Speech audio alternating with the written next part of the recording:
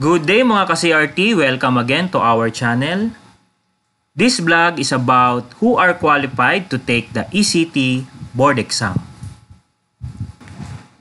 To begin our discussion, let us identify the most important law in the field of electronics. This is the Republic Act 9292, also known as the Electronics Engineering Law of 2004. This act, providing for a more responsive and comprehensive regulation for the registration, licensing, and practice of professional electronics engineers, and electronics technicians, repealing Republic Act number 5734 or the RA 5734, otherwise known as the Electronics and Communications Engineering Act of the Philippines, and for other purposes. RA 9292 has 8 articles and 43 sections.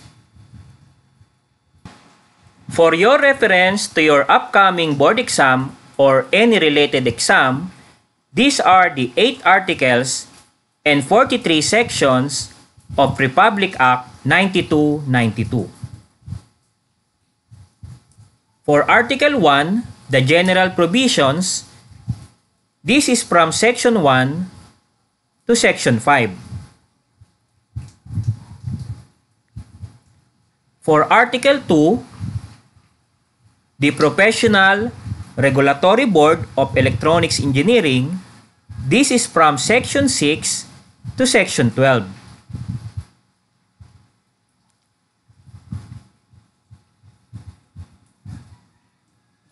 For Article 3, Examination, Registration, and Licensure, this is from Section 13 to Section 26.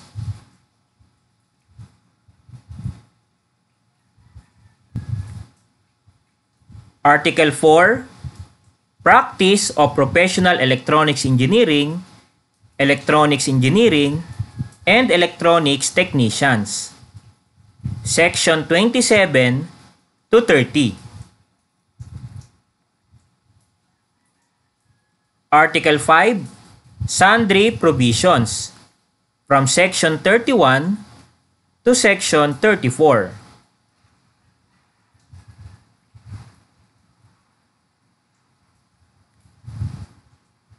Article 6, Penal Provision and Assistance of Law Enforcement Agencies, Section 35 and 36. Article 7, Transitory Provisions, Section 37 and 38. And Article 8, Final Provision, Section 39 to 43. Let us now define the word electronics technician from RA 9292 Article 1 Section 3, which is the definition and interpretation of terms. Electronics technician is defined as a person who is qualified to hold himself or herself out as a duly registered or licensed electronics technician under this Act, and to affix to his or her name the letters ECT. Example, Jose Jericho T. Tupas, ECT. This is the appearance of electronics technician license. It will include your picture, your profession, electronics technician, your last name, first name, middle initial, your PRC number or the registration number, the registration date, and valid until. This license has a 3 years validity. For the nature and scope of practice of the electronics technician, this is discussed under Republic Act 9292, Article 1, Section 5. The title of Section 5 is Nature and Scope of Practice of Electronics Engineering and Electronics Technician Profession. But we will just mention and discuss here in this blog the scope and practice for electronics technician. And this is under letter C of Article 1, Section 5. The scope and nature of practice of the electronics technician profession shall embrace and consist of any non-engineering work or activity relating to the installation, construction, operation, control, test, and measurements, diagnosis, repair and maintenance, manufacture and production, sales and marketing of any electronics components, devices, products, apparatus, instruments, equipment, systems, networks, operations and processes located on land, watercraft, aircraft, industrial plants, or commercial establishments, including the teaching and training of technical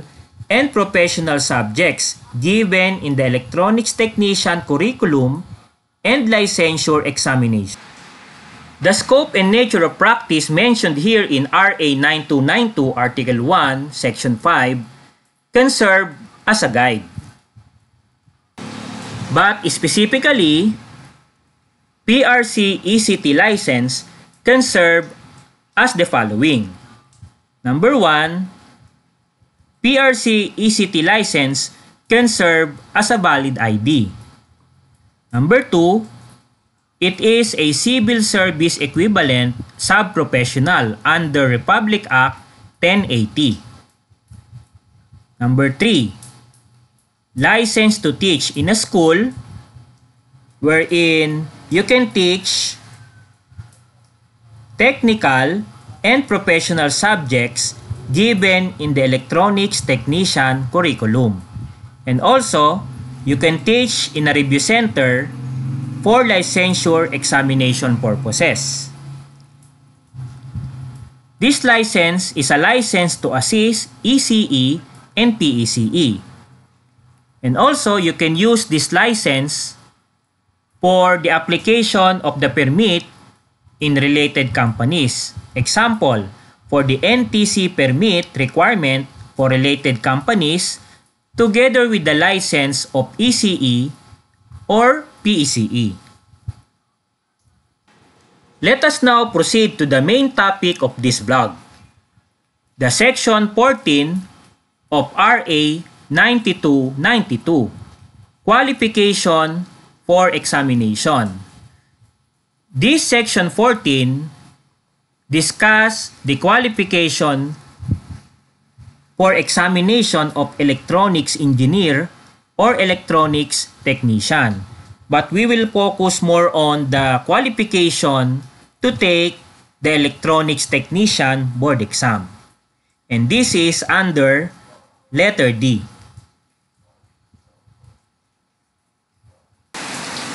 Let us now discuss the components one by one. For the first component, this is for a graduate of vocational course in electronics. A graduate of associate, technician, trade, or vocational course in electronics, or subject to the evaluation of the board, such equivalent and or related formal or non-formal course or program from any school, college, university, or training institution recognized by the government or the state where it is established, after completing a resident course or program of not less than 2 years. Therefore, for vocational course graduate, so it should be vocational course in electronics or equivalent program. and must be completed at least a 2-year course or program. So meaning for vocational course in electronics graduate, your course must be at least 2 years, minimum 2 years, and must be a graduate. So to qualify for the electronics technician board exam. For the second component, this is for ECE or any engineering related program. So meaning this is for a bachelor's degree. This is the requirement. Has completed at least minimum 3rd year equivalent of Bachelor of Science program in Electronics and Communication Engineering or Electronics Engineering program according to CHED guidelines or subject to the evaluation of the board such equivalent and or related engineering course or program from any school, institution, college, or university recognized by the government or state where it is established. So meaning for ECE and engineering related program, these are the requirements. For ECE, it is minimum 3rd year equivalent. So at least 3rd year for ECE program.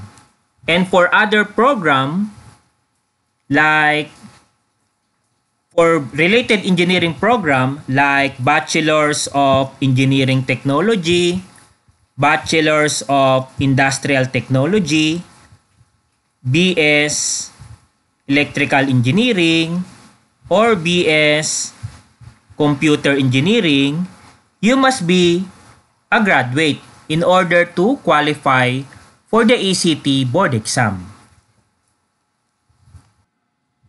Here are some identified non-ECE course or program that can take the ECT board exam, but it is always subject to the evaluation and approval of the Board of ECE, BSEE, BSCPE, BET ECET, BET ESET, BTV TED, BT ECT, BIT Electronics, Electronics Technician Vocational Course, Electromechanics Technician Vocational Course, Aeronautical Technician Vocational Course.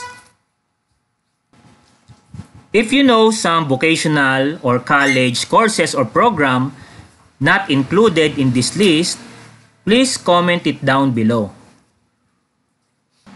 CRT or Covalent Review and Training Center is a review center for ECE and ECT board exam preparation.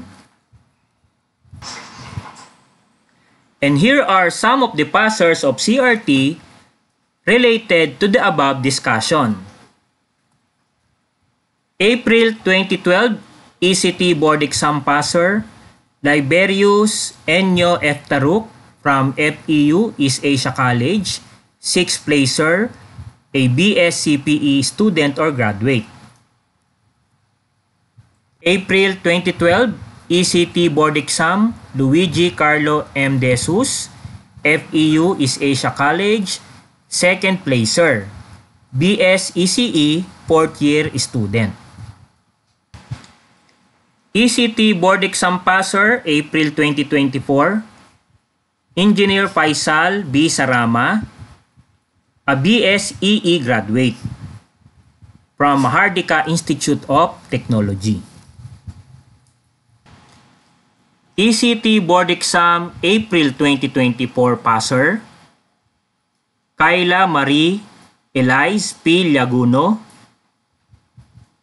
BET ESET graduate from TUP Manila. ECT board exam, October 2023 passer, Marjan Cruz, graduate of Bachelor of Electronics Engineering Technology from TUP Cavite. ECT board exam, October 2023 passer, Brian Peñaflor, Bachelor of Engineering Technology, ESET, graduate from Bicol State College of Applied Science and Technology. ECT Board Exam October 2023 passer, Jose Jericho Adrian Tupas, graduate of Bachelor of Engineering Technology from TUP Manila. For the scope of ECT Board Exam, under Republic Act 9292, Article 3, Section 15, the scope of examination for electronics engineers and electronics technician. But we will focus more on the scope for electronics technician board exam. The examination for electronics technician shall consist of written and/or practical test covering the subjects to be prescribed by the board and shall cover subjects specific to the practice of electronics technician.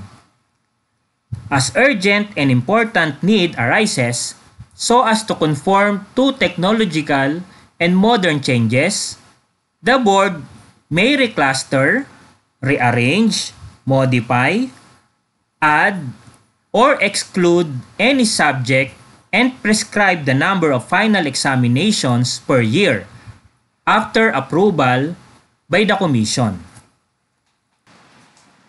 For the specific scope of the ECT board exam, take note that upon receiving the Notice of Admission or NOA, you will receive a paper from PRC with this info. This is the time frame during the actual day of board exam. 7 to 7:45 a.m. This is for the general instruction and filling up forms. Then, the exam proper will start by 8 o'clock and the maximum time is up to 12 noon. So these are the specific topics included in this list: basic math, Ohm's law, electronic or electrical machine or equipment, test equipment, electrical or electronic component, maintenance and repair, Philippine Electrical Code, Philippine Electronic Code, and RA 9292. Take note also that from the very first ECT board exam last April 2011 up to this writing or blog, the exam for ECT is written and with 50 items multiple choice question type exam. This is the end of this blog. I hope you learned something from my discussion. Thank you for watching. You can leave a comment and also please like, share, and subscribe to this channel. Thank you and God bless you all.